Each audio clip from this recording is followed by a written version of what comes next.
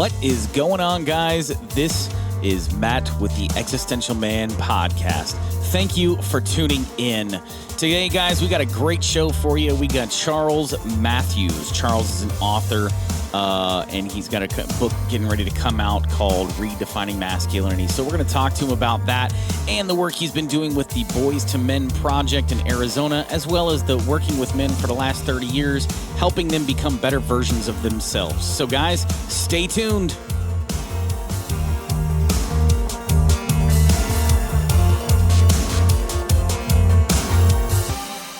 All right, guys, thanks for tuning in today. We are on episode 4. And I've got a very special guest with me today. His name is Charles Matheus, and Charles is he's an author. He's got a book coming out this year, so we'll definitely have to get more details on that from him. But Charles is he's got experience as a classroom teacher, over 35 years experience as an educator, wilderness guide, and team leader. Charles has mentored and taught thousands of teens and adults in effective communication, overcoming challenges, and compassionate leadership. Charles has a Bachelor's of Science in Education from Cornell University and has completed some graduate work in the application of nonviolent principles to education and leadership.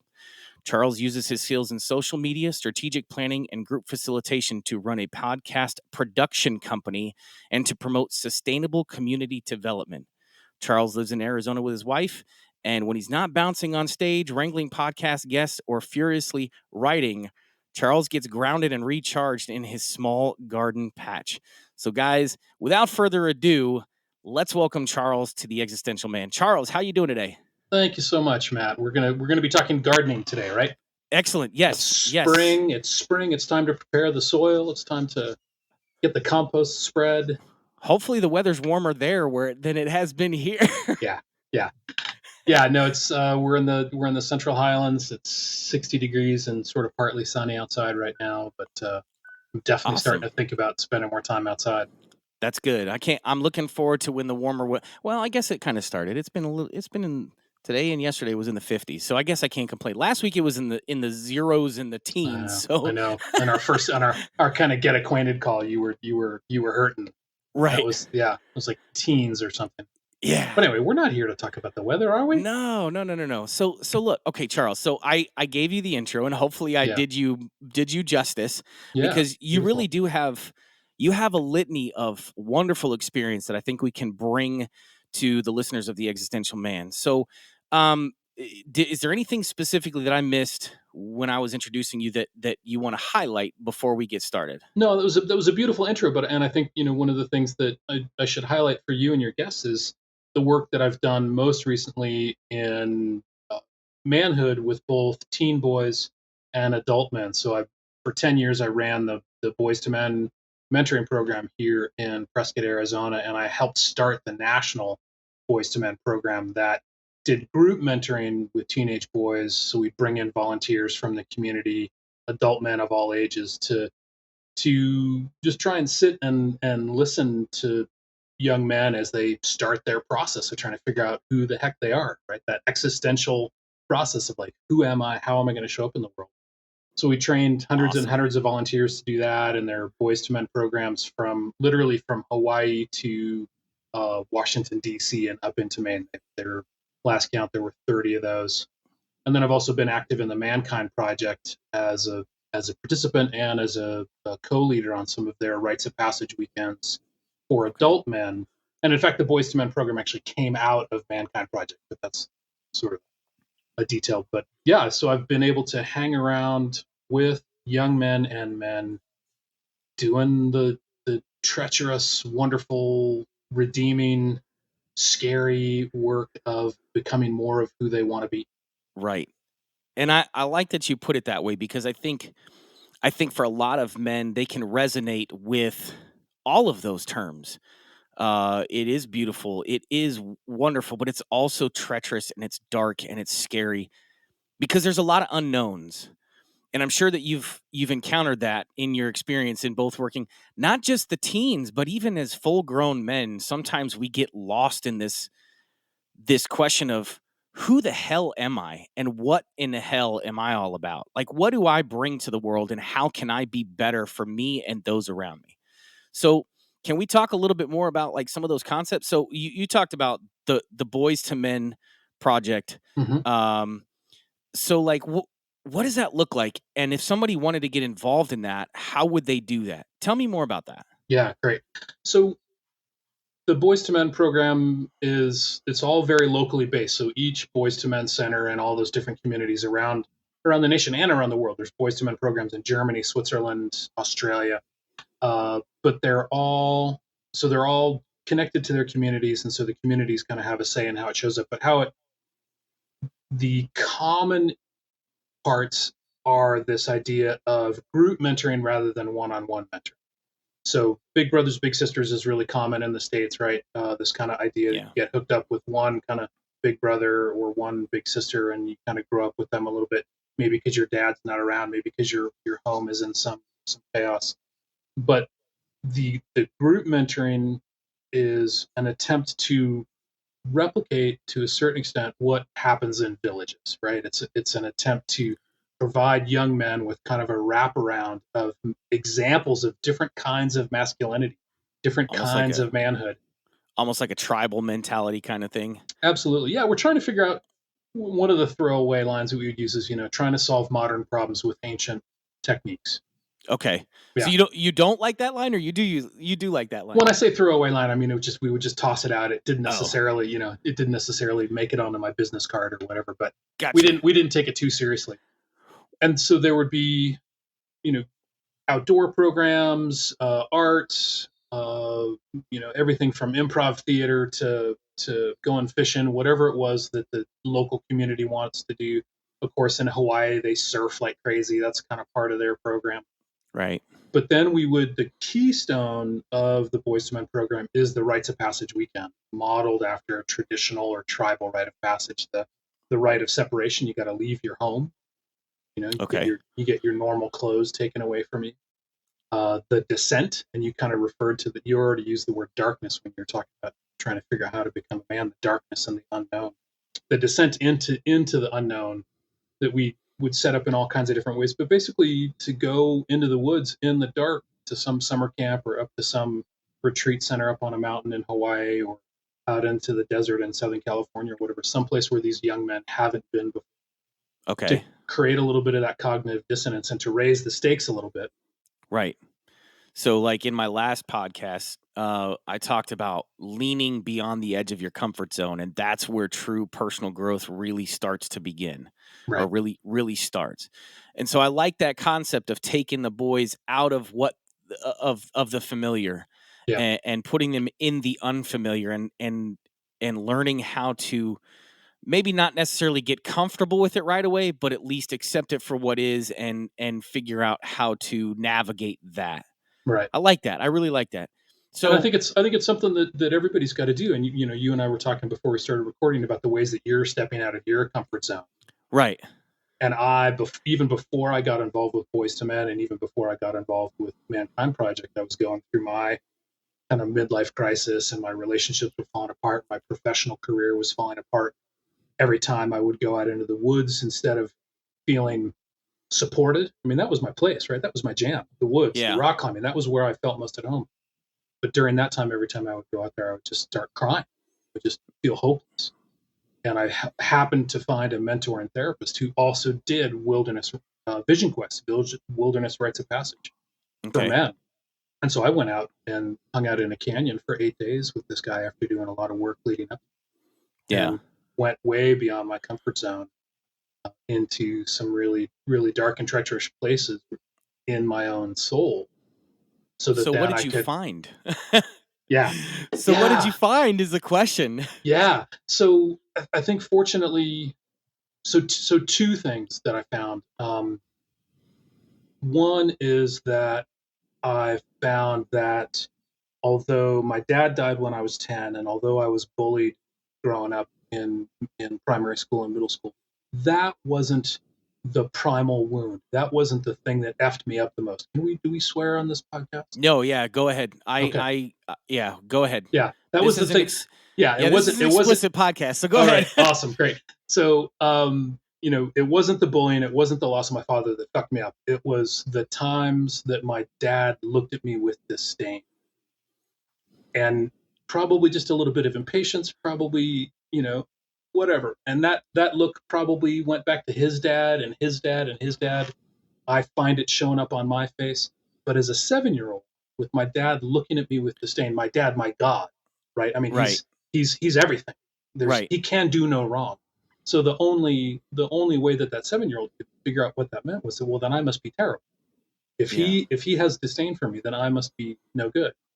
So I was carrying that around with me, hidden away from everybody as much as possible, and it would show up in self-sabotage, shame, and inability to be vulnerable in relationships, inability to believe and take advantage of good fortune. yeah. Because deep down, I believed that I was not lovable, I was not worthy, all this crap. And a lot of men carry that around. A lot of men, as I work with boys and men, so many of them are like, I'm not worthy, I'm not lovable, I'm not okay. Isn't it kind of fucked up how we lean on the opinions of others to determine our self-worth? Right. Right, and I was leaning on the opinion of somebody who was also a flawed human being. My father, bless him to death, like I said, probably got that look from his dad and probably also believed that he was unlovable, unworthy, couldn't really be a good dad to this kid who was like Right. snarling the fishing line or whatever I was doing to deserve that look. Yeah, and we learn or we live what we learn. I can't tell you how many times I've heard that. You know, my mom used to use it as an excuse for my dad for some of the ways that he was disconnected from us and from the family. My dad.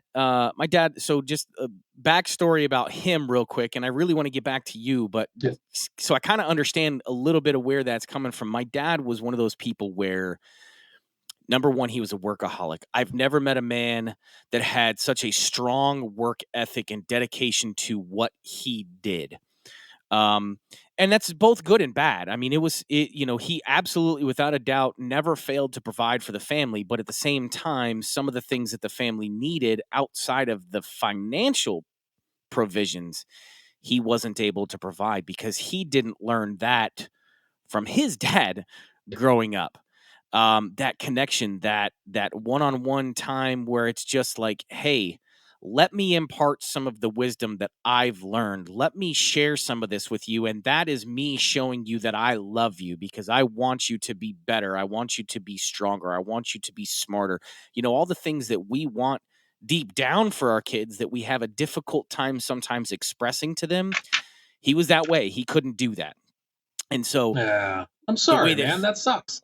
That no, it's sucks. so I've he and I have had many conversations since the time that I left working for him, joined the military, went through that whole phase. Like I'm not going to say phase, but that whole stage of my life, and now coming back full circle. He and I have had some really good conversations, kind of revolving around that, and I think now that he's retired, he recognizes a lot of the sacrifices that he made maybe weren't as much worth it as at the time he thought they were. But the other thing too, and this is what led me to leave working for him, was he was the kind of person where it didn't matter how good of a job you were doing. He felt like he couldn't tell you how good you were doing because then you would stop trying. And so it was always Right. like, hey, you messed up on this. Well, what do you mean? I got this, and this right. What do you mean I messed up on that? Like, that's the only thing you're going to focus on, man? Come on. Come on. Come on. Right. Yeah. And Yeah. I love my dad to death. Like, don't get me wrong. And like I said, he and I have had a lot of reconciliation regarding this, but it was hard Good. for me when I needed that positive reinforcement, I couldn't get it from him. And when kind of like you said, like your dad, your God, my dad, my idol, it's like for me, the one person in that stage of my life that I needed the most reinforcement and from Yeah. couldn't. It's not that he wasn't willing to. He just that's just not the way he learned. He could not do it. And so I totally get that. But anyways, Yeah. I back to you. I just wanted to No, say that's good. I completely understand. Yeah. Thank you for sharing that story. I mean, I think when we talk about our dads and when we talk about our families, and some folks want to say, you know, let's not focus on our wounding. Let's not be pansies about it or whatever. And it's not to go and dwell in it, right? It's not to go and be a victim and beat our chest. It's just to say like, okay, this is part of who I am. This is what happened, and this is what I'm dealing with, Right. and this is how I'm going to work to make it better. Right? I'm going to take accountability for that. Like I have to take accountability for the fact that I use that same disdainful face on my face, and Right. I give it to my wife. I give it to my nephew. Like, oh man, I don't want to keep passing this on. So I get Right. that's not my dad's problem anymore. Yeah. That's my accountability. You are now accountable to your family, Yep. to the people who you are raising.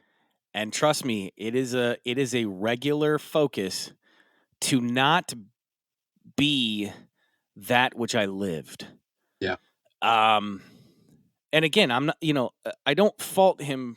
I don't fault him for what it was, because I think and maybe you agree with this, maybe you don't, but I think it's just now that we're really starting to focus on, you know, us as men, how do we become better versions of ourselves? I Yeah. think for many, many years, the requirement was just go to work, earn money, put food on the table, go to sleep, do it all the next day. And that was the primary thing. But now we actually have the time and the ability to sit back and say, okay, like, let's take some self-reflection time, focus on what I could be doing better, and figure out a way to get there. Yeah. I don't think men 2 decades, 3 decades ago felt like that was even a priority, or felt like they had the ability and time to do that. Right. Right. And that's exactly when the Mankind Project started, was 30 years ago, 35 years ago, with some men who were finally at the point where they were able to be like, okay, I gotta figure this out. Now there's all kinds of other men's groups out there. Mankind Project, Human, um, Sacred Sons, some others. And so I think one of the words that you used just now was we. And I want to get back to, in a second, back to the canyon, and let everybody know the other thing that I found there, because I think it's important for everybody to hear it. Yes. But so that we thing is really important, and that one of the mistakes that men make in trying to become better versions of themselves is that it's something that you do alone, or that it's No. something that you do by reading Tim Ferriss's books, or whatever it is, or by engaging with your personal trainer or whatever. All of that's great, um, but my growth came from being with a group of men. Sometimes it was the volunteers at Boys to Men. Sometimes it was the guys at Mankind Project, who could hold up a mirror to my wondrous bits, my great bits, and say, "Charles, you're doing freaking fantastic. That's awesome. Yeah. Don't listen to that voice that's saying you're not enough." Or hold up a mirror to me like, "Dude, you're you're kind of fucking up. Do you know that?" Yeah. I'm like, "Oh, really? Yeah, you just said something to that guy in a way that was, I think that came out of some woundedness or some weirdness. What's going on for you? Need a Snickers bar, kiddo? What do you need?" Um, but so being able to do it in a group was really important for me. Part of my self-loathing, and I think a lot of men carry this as well, is I see, the damage that men have done in the world to women, to children, to the natural world. And although I'm not responsible for all of it, I'm not responsible directly for slavery. I'm not responsible directly and completely for rape culture. I'm not, responsible directly for the deforestation of the rainforest. But because I'm part of the privileged, quote unquote, group of men, I'm responsible. I'm and I'm willing to take that on. And one of the things that I urge men to do is to go ahead and square your shoulders and take responsibility, Okay. and not get defensive Right. when a woman says, fucking rape culture, god damn you guys are so lazy, you guys are so this or whatever. It's like, sure, the natural response is to say like, god damn it, these women, god damn it, these feminists, god damn it, these whatevers, always telling us what to do. I'm saying, men, just square your shoulders, right? Yeah. Just be strong in that moment, and be able to take that feedback, that rage, that whatever, and Right. don't add to it. You might not be able to do anything in the moment for that Right. woman, for that kid, for that rainforest, but just take it. Yeah. Well, and I think something important to recognize in that scenario is if it's not somebody that you are directly familiar with, and I almost said intimately familiar with, but I don't want people to get the wrong impression of what I Right. mean by intimately familiar with. But if it's not somebody that you're directly familiar with, like they don't know you well enough to be that mad at you. So I mean, yes, you are taking the brunt of the anger on behalf of your pre-prescribed group, whatever that may be. Yeah. In our case, it is, adult white men. Yep. Okay. Yep. Um, but if you are not directly familiar with that individual, they're not angry enough. Like they don't know you well enough to be angry at you. They're angry at your group, and you happen to be part of it. So I totally get that. And I may have done something. I may have interrupted somebody for a woman for the third time in a business situation without even being aware of it. Right. And she may have been interrupted all last week by other guys or by me. And so now she's pissed. She should be. Anybody with a decent ego should be pissed about being interrupted over and over again. So it's just like, oh, I didn't see it, wasn't aware of it. I think I do it equally to everybody, but hey, wow, I'm going to Yeah. work on that. I'm going to work on that. And there's a certain amount of respect that comes with somebody who's willing, or for somebody who's willing to directly speak their mind to the person who they feel has insulted them. I mean, like I would respect somebody that said, "Hey, look, man, what the fuck? Like, you just did this to me, and I don't appreciate it." And that's one of the things. It's like because I talk about taking care of yourself, and I use care as an acronym, and the second one is assertion. Right? You have to be assertive. And I don't mean assertive, like people get assertive and aggressive completely confused very often. I don't mean Yeah. aggressive. I don't mean angry. I don't mean overly boisterous and loud and almost violent in your interactions. I mean somebody who's willing to set boundaries, enforce those boundaries, but not expect something from somebody else. If they don't want to follow That's those boundaries, beautiful. That's beautiful. Yeah. if somebody doesn't want to follow the boundaries you're set, that's perfectly fine. That's on them, not on you. Don't take that on and then become aggressive because somebody doesn't want to follow the boundaries that you set. Let them go along their merry way. Don't you think that's the most challenging adult skill I know of? Like Right? doing my taxes is like easy compared to setting boundaries with grace and calmness and no expectations. Like, geez, Right. can I go on some retreat where I practice that over and over again? Right. Well, and Yeah. maybe that's something that we as a group of men, in order to help further our personal growth, maybe that's something we need to Yeah. focus on in our own lives. Yeah. But I don't I know we keep going off on a tangent. I really want to get back to that second thing you found when you Yeah. were in the woods, in the Yeah, wilderness, and it because all relates because it's kind of good news. It's kind of good news for men. It's a little to put it in. Do I even want to say in religious terms? It's a little bit of gospel, right? It's a little bit of good news. okay, And the good news is that when, and I'm not the only one who's experienced this, is like when we allow our constructed ego, and in my case it was built around my relationship, my career, all these things that I thought I was good at, to protect myself from this idea that I was unworthy, to protect myself from my father's disdainful look, all the stuff that I constructed. When I allowed that all to fall away by going out into the wilderness for a long time, by fasting days, and there's other ways to do it. I mean, people go off and do ayahuasca. People go and do uh, long runs or saunas. I mean, I think the saunas is probably nicer.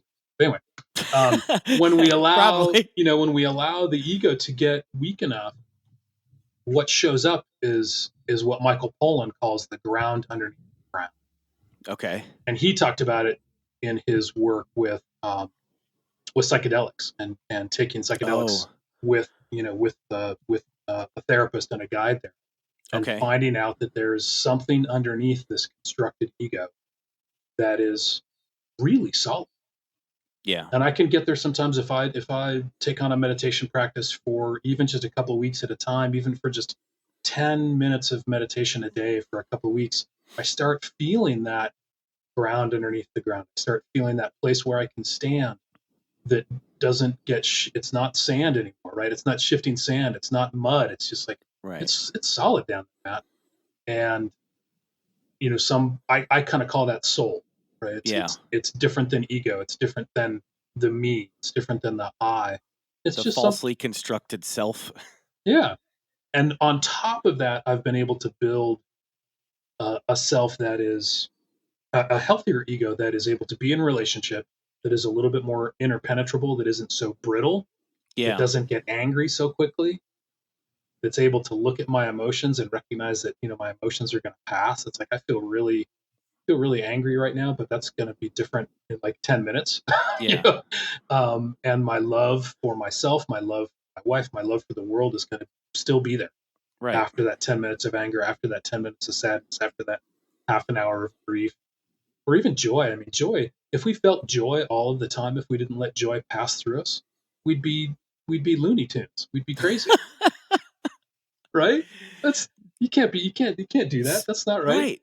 So why okay, and I'm not at all in any way, shape, or form saying you're wrong, but then why do we focus so much on the negative? Like, Yeah. why does that become the default? I guess is my question. And that's a question for me, but also like I lean kind of on your experience and your expertise because I kind of feel like you just said what I'm thinking. Like, why does the negativity always become the default? Like, why can't we focus on the joy and why can't we Hmm. focus more on the things that we should be able to appreciate in our lives? Why is it always the things that we Yeah. don't have and the things that we want and the things that we are not that How becomes long? the How long focus? is this? How long is this podcast? Is this going to be like a Joe Rogan 6 hour Oh podcast? shit. Buckle No. up, buckle up. No. Yeah, No, I mean we're about 25 minutes in, but I mean yeah, I my episodes range from 45 minutes to an hour and yeah, I didn't have anything else planned for this episode because I really felt like you had a lot yeah, based on our previous discussion. I really felt like you had a lot to offer and I already told you, I like to interact with people who maybe have a different perspective than me or definitely have something to offer that I'm trying to learn. yeah, yeah. And That's great. so I mean, I think we focus. So when you say, why do we focus on the negative so much? As you mean, are you saying why do we let it affect us, and why are we trying to get out of it, trying to get away from it so much, or I what do you mean? I think it is the default for most people to recognize the negative more than the positive. Yeah, Why is that? yeah, I like yeah, that's what I'm trying to figure out because yeah, I'm guilty of it. I do it all the time. It's like, man, today fucking sucked. Like, but the flip side is like, okay, we last week, and I say today fucking sucked. I'm talking about actually today, like at my day yeah, job. It was a kind of a shitty morning, like, but at the same time, I'm outside, I'm working in 50-degree weather, got to take my coat off, I got to take my hat off, I wasn't freezing outside. Everybody was in a good mood around me for the most part, but like some of the stuff that I had to deal with was just really frustrating and it just kind of turned my day to shit, or at least I yeah, felt like it at the time. So why do we focus on the negative as opposed to being appreciative for the positive? yeah, That is a yeah, human default, I feel like. yeah, yeah. There's a lot in there. I know. Sorry, I didn't Yeah, mean to no, just it's dump that good. all on you. No, I think, I mean, I think we get so. For one thing, just as a biologist, as a natural historian, one of the things is probably we're all a little bit wired to focus on what's going wrong as a way to survive, right? It's like if you're a chimpanzee and it's all good all the time, you might not notice the snake or the panther. Like Right. you gotta be heads up. You gotta be a little bit on your toes. That makes sense. Um, yeah, but and I also think that we probably all got rewarded emotionally in our early childhood when we expressed discomfort, right? Like a baby cries and it gets held if it's in a good family, right? Yeah, Yeah. I didn't even And think it's about that. yeah, and at some point you're like 3 and you're like throwing a tantrum on the floor and you're not getting the attention that you used to get when you were 1 and a half. So what Yeah, do? You throw a harder tantrum. and eventually somebody pays attention to you And eventually somebody pays attention to you, or because you they figure want you out to some stop. way to self-soothe or whatever. Right. Um, but I think the really difficult part about an emotional life is just it is all transitory. And James Hillman talks about this in his book um, and it's all about male psychology. And he says that for whatever reason, men get stuck in an emotion so that it becomes a mood Okay. rather than letting the emotion go by. Yeah. And this is something I've learned to do this through studying nonviolent communication and just being able to have that self-awareness to notice an emotion. And it was something that I tell the story in my TED talk about TEDx talk um, about dating my wife. And I only got married a few years ago. I'm 56, so I came to it late, but I came to it after a lot of practice. So I'd screwed up a lot of times. So I was ready finally. That's good. But about a month into maybe 2 months into the relationship with my wife, I stopped responding right away to her texts. I stopped calling her right back. I kind of started putting a little distance between us. And I was able to go inside and figure out what was going on. And I just called her up and I'm like, I know that I've been, giving you a little distance, and I'm just scared. I'm just scared of this intimacy. I'm scared of what this might turn into. I'm scared of how wonderful it is. I'm scared Yeah. about being more vulnerable. And she, bless her heart, she didn't try and fix me. She didn't try and make me feel better. She didn't try and explain it away. And she also didn't bail, right? Because another response would have been just like, I'm out. This guy doesn't have it. Right. This guy's not ready for me. Yeah. She just said, okay. And oh my heart just opened up. My heart Right. just like, this is a safe place for me to be however I need to be. Right. And she became part of that ground underneath the ground, essentially. Mm-hmm. So When that's, you, yeah, go yeah. ahead.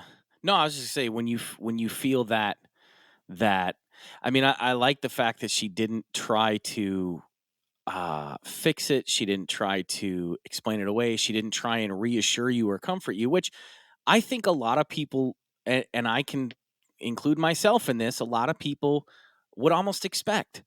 And it's almost like, I think initially, if I had had the same conversation with my wife and she just said okay, I think initially I would be taken aback. I'd be like, well, wait, what? Why isn't she trying to reassure me? Like, this is what I expect other people to do when I express doubt or discomfort. I expect other people to reassure me. So why isn't she? But it's important. I think it was important, especially for you, and in the sense that you felt okay.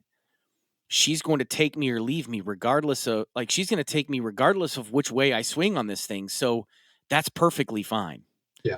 And then Yeah. then it was just like, okay, perfect. Yeah. So no, that's awesome, man. I'm really that's a good story. I like that. Yeah. Yeah. So if we can, I mean, I've learned to treat my emotions like a leaf going by, on the stream. I've got a partner who's willing to support me in that.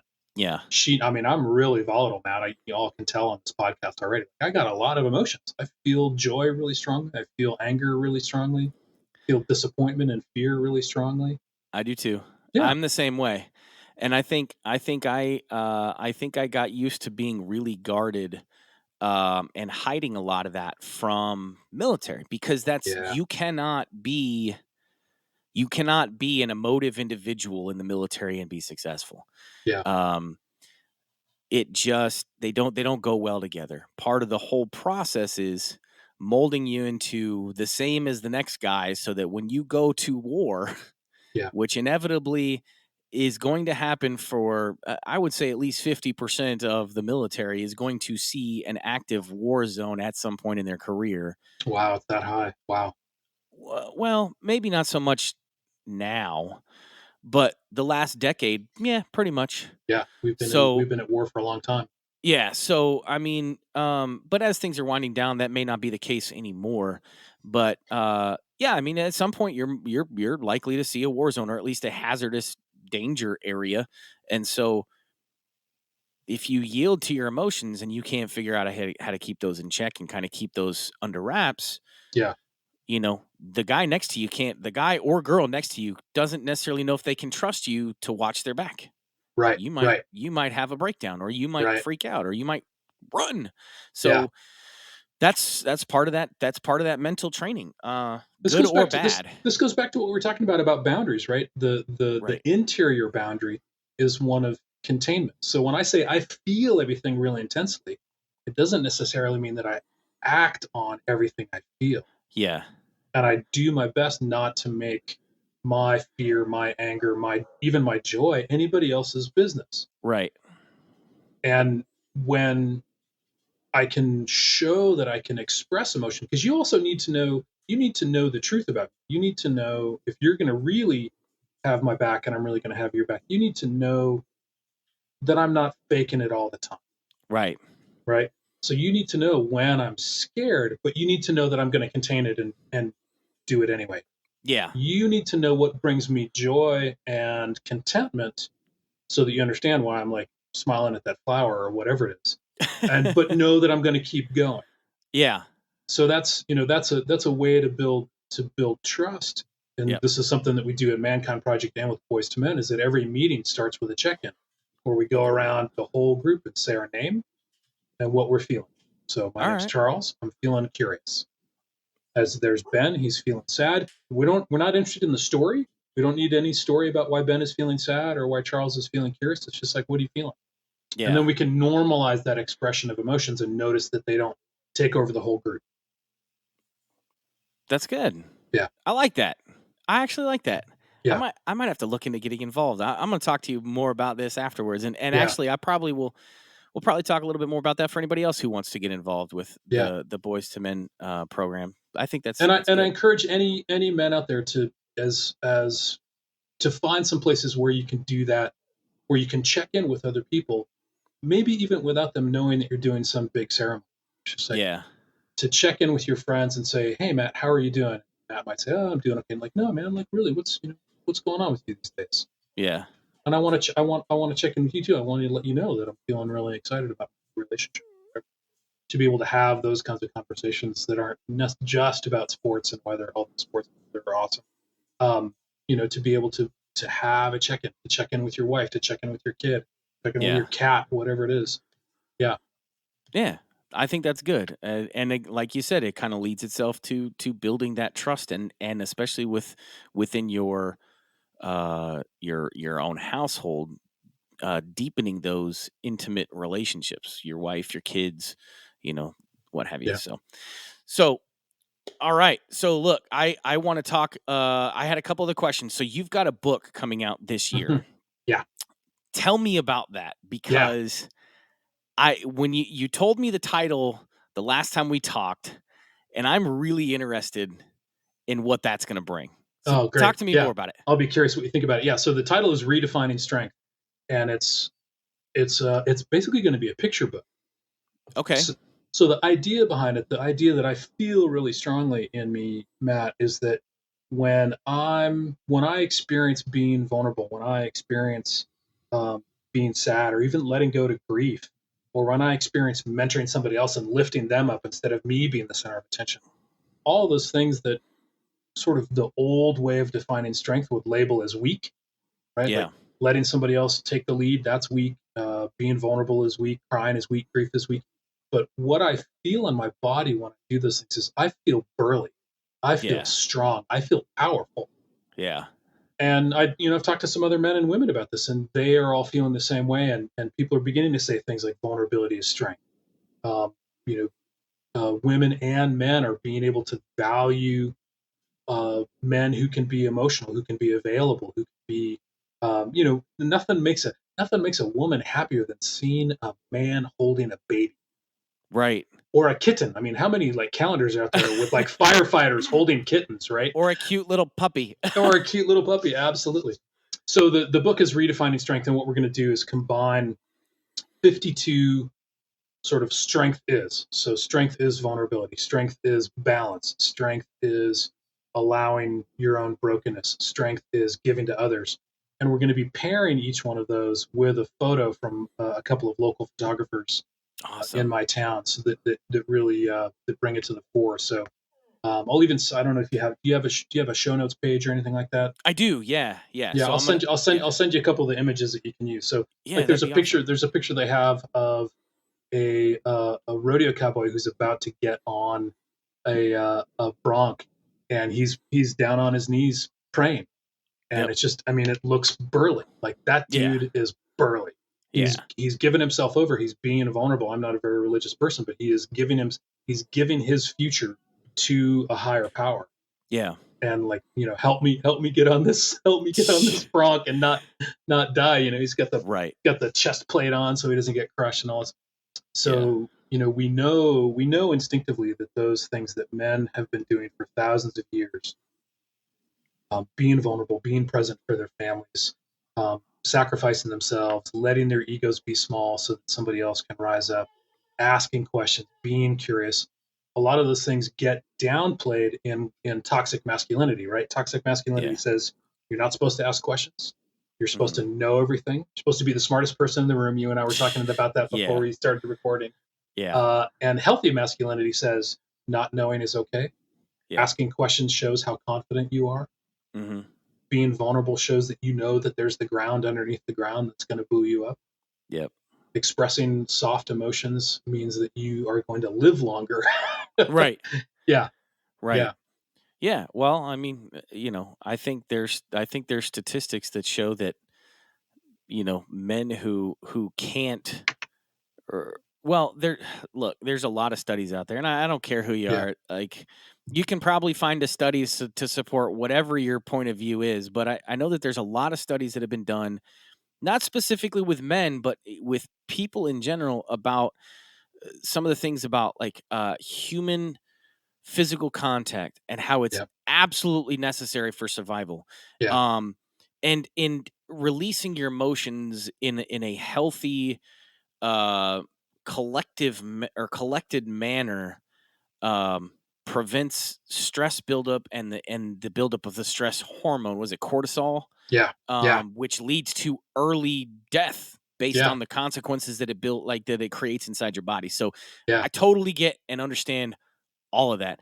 And I like the way that you defined, or I guess I like the way that you kind of cleared up the difference between toxic masculinity and healthy masculinity, because I think people get the wrong impression when the phrase toxic masculinity is thrown around. And I know I did, because I know the very first time that we talked, there was some things that I had in my mind as far as like, well, why does masculinity have to be toxic? Well, it's not. First of all, um, like, there's a concept of masculinity that is that I consider toxic, Yeah. and that's that aggressive, that's that closed off, that uh, I don't think Dog eat stoic. dog, Right, win lose. right, There's not enough pie to go around for everybody. right, I got to make sure somebody's less than me so that I can be more than. Yeah, right, and I think that there is. I mean, I will say that my personal belief is, I think that some amount of healthy competition does breed success in individuals. So I don't think that it's necessarily like eliminate competition altogether, but at the same time, like, it doesn't have to be me or them. It's like, why can't we both win in our own way? yeah, Like, so eh, I really like the way that you reframed that, because I think it's important for men out there to understand that it's not being a man, and it's not masculinity in general that is toxic. It is traits of masculinity when combined together and outwardly expressed is when it becomes toxic. But 100%. a lot of it also, I think, has to do with the individual, Sure. because masculinity by itself isn't necessarily toxic, but the individual may be toxic. Right, right. Um, I mean, a great example is somebody like John Cena, right? Like that dude was a pro wrestler. right, Massive, massive guy. right, Looks like he's got Mount Rushmore for a head. I mean, he's just massive. right, And he used to throw people around. He got yeah, paid to throw people around and to act out this kind of hyper masculinity, hyper physicality. yeah. And he's just a sweetheart. Yeah, and you see him doing kids movies all the time, which I think is awesome. Yeah, yeah, yeah. The Rock is the same way, right? Yeah, These guys that are just huge and could be really intimidating and are confident enough to not have to be intimidating, to wear a dress or whatever it is. but I think you I just think I think the number one mistake that men make is the idea that there's one masculinity. well, not only that, but you just touched on it and you said it, and I think it is perfect, because I didn't even think about it until you just said it. But the confidence they are confident enough in who they are as a person that they don't have to be this outwardly boisterous individual that that exhibits these toxic masculine traits. And I think that's a lot of it. I think we Yeah. need to be confident in who we are and what we do, and that will allow us to live these healthy masculine traits, being vulnerable, Right. being able to ask those questions, not having to be the smartest person in the room, and recognizing that other perspectives and other points of view really matter, and that's what helps us grow as individuals. So It gives us freedom, and this is what I want for men so much. I want men to feel free to be who they really are. Arnold Schwarzenegger is another example, right? Bodybuilder, tough guy, was in all the Terminator movies. Arnold, I'm right. going to kill you, right? What is he doing now? The dude is like raising miniature horses that come in and out of his house, and he kisses them. It's like that's his authentic masculinity, right? That That's it. I don't really want to kiss a mini horse. That's not my thing. Don't really want him in the house, but that is his version of masculinity, and I'm That's all right. 100%. I will go, I will go to war to preserve Arnold's right to be masculine in that way. I will go to war to allow Billy Porter to wear a big fucking black and white dress on the carpet going into the Emmy Awards or the Academy Awards. Like, that is masculinity. Yeah. How I show up is masculinity. How you show up is masculinity.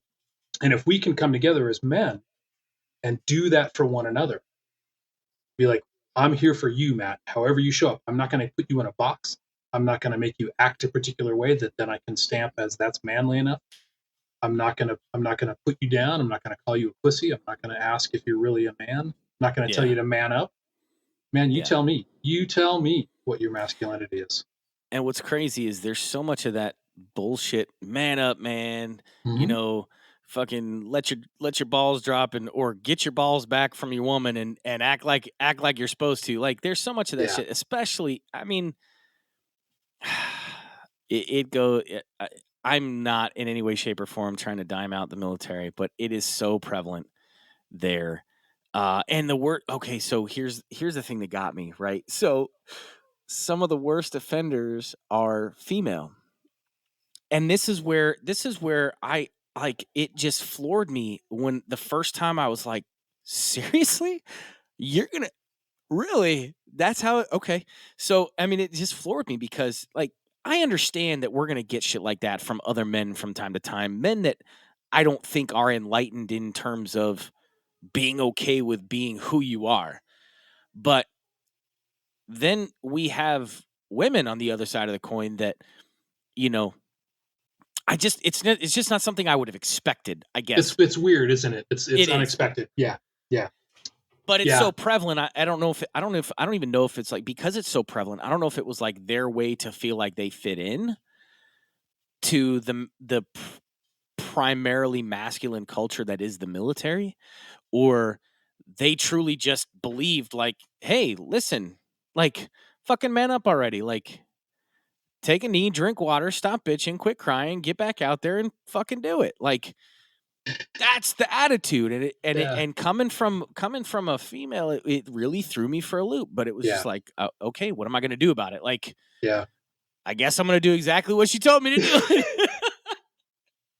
Have some water and get on with it. Yeah, Right? it is really confounding. It's really confusing when somebody from, the out group gets into the in group, whether it's maybe an African American guy on an all white firefighting unit, or even even as a cop, or a woman in a corporate boardroom or whatever that's almost all male. Yeah, You think about those, they have to put on the uniform of what works in those environments. You yeah, can imagine, like, if you're about to puke by the side of the trail in this march, you're hot, you're overheated, you don't have enough water, and a female soldier like stops to like pat you on the back and comfort you. Like, what is that going to do to the two of you in a hyper masculine, hyper toxic environment? You're both right, screwed, right? right. So Yeah, she's got to overperform I get it. masculinity in order to just to tread water, right? Just to like, Right. yeah. Yeah, And I can't even imagine being a woman in a military unit. That's I totally woof. understand. When you put it that way, I totally understand because yeah, like I might catch some shit for bending over and puking on the side of the march, but if she comes over and pats me on the back, she's like, "Hey, you okay?" Now she's doubly fucked because the entire unit's going to look at her differently. Yeah. They may not look at me differently because I mean, Oh, okay, they'll so be what, like, I "Oh, puked. Matt needs his mama. Matt needs Yeah. his mama Right. now." Right, Yeah. but that shit'll pass for me. But it won't pass for her. Like she will forever be labeled Yeah. with that. Like she will forever be burdened with that for as long as she is in that unit. So like looking at it from the other side, I understand. And it's funny because you just said it and I didn't think about that aspect of it until you just said it.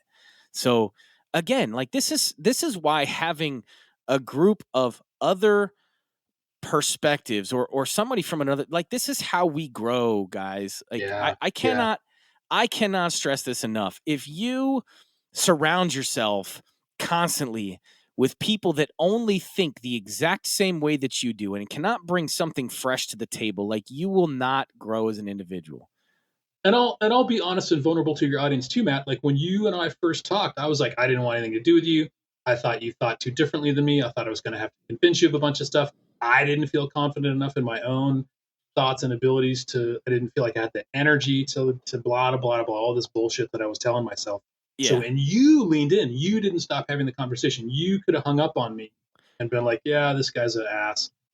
So I just want to say to your audience, like, just to agree with what you just said, that when we're in relationship together, when there's at least two men or two people willing to breathe through the hard stuff, to acknowledge each other's humanity, to acknowledge each other's good ideas, bad ideas, whatever they are, Right. willing to say okay when somebody says I'm scared or I'm joyful or I don't get what you just said, you're a weirdo. Okay. Um, Yeah. yeah, Well, and I think I mean, like, I think it's harder today for people to agree to disagree. yeah, Like, you and I may not see eye to eye on every aspect that we discuss, but that's okay. That's part of what makes us like that's part of what makes us unique. And that is I'm sorry, that's not something to be argued about. That's not something to hate each other for. That's something to be celebrated. Like you are absolutely. perfectly fine in the perspective that you have. And I feel like I'm perfectly fine in the perspective that I have. There's things that I may say that might, turn a light on for you that you've never thought of before, simply because it's coming from a different person from a different, viewpoint. Like Yeah, I've lived in I have very few men in my life with a military background, so this is great for me. well, I mean, and I don't like I didn't spend 20 years in the military. I served 6 before I was medically determined unable to serve anymore. Hmm. I have a battery pack implant in my back and 2 electrodes that go into my spine due to an injury from jumping out of an airplane. So I can't serve anymore. I got medically discharged Yeah. from the yeah. So Ouch. yeah. So it was a bit of a painful and long experience getting all that handled, but Yeah. um I don't have any. And the plane landed perfectly fine, right? It did. It did. I'm sorry. I'm sorry. No, no, because that was one of the it's funny because I was talking to somebody about this the other day. It's like, I chose the job that I chose specifically because it was considered an airborne position. I would get to jump out of airplanes thinking that, Yeah. yeah, this is gonna be badass. It's not as badass once you get actually down to the brass tacks of it. Like it's a lot of preparation and a lot of anxiety before you actually step foot out of the aircraft. And then it's not until that parachute opens where you're like, "Whew, okay." but but I'm no, sorry you got injured. That sucks. That it sucks. does. It does. But you know what? It brought me to where I am today. And I think we all experience triumphs and trials um, because that's what helps define us and helps us learn and grow. Uh, there's no losses, there's lessons. Somebody told me that the other day, and There's no losses. There's lessons. Wow. yeah. Somebody said that to me the other day, and I told them I'm gonna steal that because Yeah. Yeah.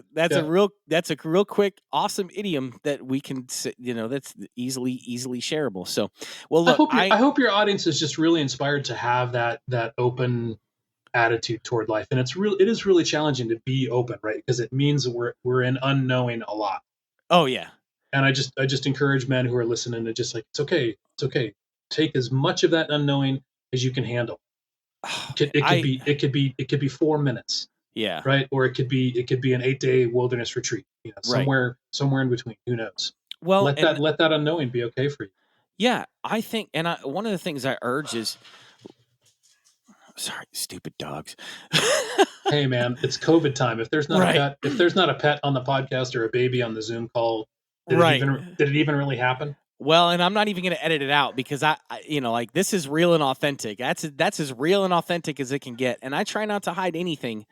I'm an open book. So no, I mean, going back to what I was saying, it's like, I really urge people. I really urge my listeners. Like you got to learn to be a little bit comfortable with the uncomfortable. Like Mm, we have to learn how to redefine what our comfort zone is, because I think if we hide in this safe space all the time, we forget to see what's out there in the world, or yeah, we fail to see what's out there in the world. You might miss an opportunity that is literally the best thing for you, simply because you're sitting in this little box that you've decided that's where I'm good, that's where I'm comfortable. And at yeah, some point, sometimes that's perfectly fine. But there's times in our lives where it's like indecision is still a decision in and of itself. right, And if you choose not to make a move, you're choosing to stay where you're at. And choosing to stay where you're at is not a recipe for long-term success in life. yeah. That's my personal viewpoint. So, I hope everybody listening, just really follows your example, Matt. I think that's a great way to go about living life. It's challenging, but yeah, it's a great way to go. it is challenging, but I don't know, correct me if I'm wrong, but challenge is where we grow, right? Like I'm all about personal growth. Like I don't know what happened. It was about 18 months ago. I was just like, you know what? I'm stuck. I got to figure fucking something out. So like I just started reading, I started listening, I started talking to people, just opening myself up to things that I hadn't opened myself up to in years. And I just felt like like explosion of expansion in my mind. It's like, holy crap, like what have I been missing? Yeah, So now I just want to share it. I just want to share yeah. it with people. And I'm gonna take your example. I'm gonna read more, Matt, based on this conversation. I'm gonna just take some of your fire into my life as well, because I'm not done yet either. no, none of us are. Like, we're not done until we're on our deathbed. And even at that point, it's like, shit, what else can I do? Hope there's some ground underneath the ground there somewhere, right? Right. Well, Yeah. look, Charles, it has been a true pleasure for me to have you join me today. And before we go, I really want you to share with people. Can you tell our guys where they can find you at? Yeah. So one of the best ways to find me and interact with me is on the Facebook group Redefining Strength. So just go to Facebook, search for the Redefining Strength group, join up there. We'll have some conversations. You can also find me at charlesmatthews.com. That's my website, and it's Matheus. So Okay. charlesmatthews.com. And then for those who, I'm not involved with the Boys to Men project anymore, but if you go to Boys to Men USA, all one word, boystomenusa.org, you can find where the closest Boys to Men organization is for you. And of course, mankind.org. That's the Mankind Project, right? Mankind Project. Let me Okay. just double check. Mankindproject.org is where Okay. you would find access to open groups where you can go sit with guys once every week or once every 2 weeks and kind of start learning how to talk about your feelings, and or go and do their new warrior training adventure, which is a weekend long retreat for men. It's really, really powerful and intense and good stuff. Awesome. Awesome. Well, shoot, Charles, one last thing I'm going to ask you to do. Um, think of something that we can challenge our listeners with to do in the next week. Something simple, but something that often men find difficult to do outside their comfort zone. Yeah. Yeah, I think the number one thing is to recognize your emotions, to take a breath, and even to do it when you're not sure what you're feeling. Just take a breath, have an exhale, and make a guess. Maybe I'm feeling angry. It might be a wrong guess, but you're still doing awesome work by just doing a little bit of that introspection. And then the advanced version of that is trying to guess what somebody else is feeling just by looking at their clues. Like, I wonder if my wife is feeling angry. Try and figure it out before she throws in. All right, guys. So you heard it from Charles first. Make sure you take some time to reflect with yourself. Take a few minutes of silence, do some introspection, and start to do some of that real important self-reflection. We've said it before, we'll say it again. You don't know where you're going, and you can't get where you're going until you recognize where you are and where you've been. So focus on that so you can take the next steps forward and continue making that small incremental steps in progress in your life. Guys, thank you for joining me. Charles, thank you so much for joining me today. Guys, we'll catch you on the next episode. Like Charles said, go check him out, charlesmatthews.com. Check him out. The Red Feather podcast too, right? Rocket Feather Creative Rocket is Feather. That's the name of the production company. The Okay. podcast is the Here Together podcast. Together. I am so sorry I screwed that That's up. okay. That's okay. I got too many irons in the fire. I got too many things going on. Shit, I know that feeling. Yeah. Okay, I'm gonna have all this on the show notes, guys. So go check these out. Make sure you hit up Charles, take a look, and as soon as I get more information about Charles's book, Redefining Strength, it will be out in 2021. I'm going to pass that along to you guys, and maybe we'll have Charles back on the show right after or right before that thing launches so we can talk to him a little bit more and get a little bit more in depth about the book. So guys, thanks for joining us today. Charles, thank you for joining me. You guys enjoy. Take care. We'll catch you on the next one.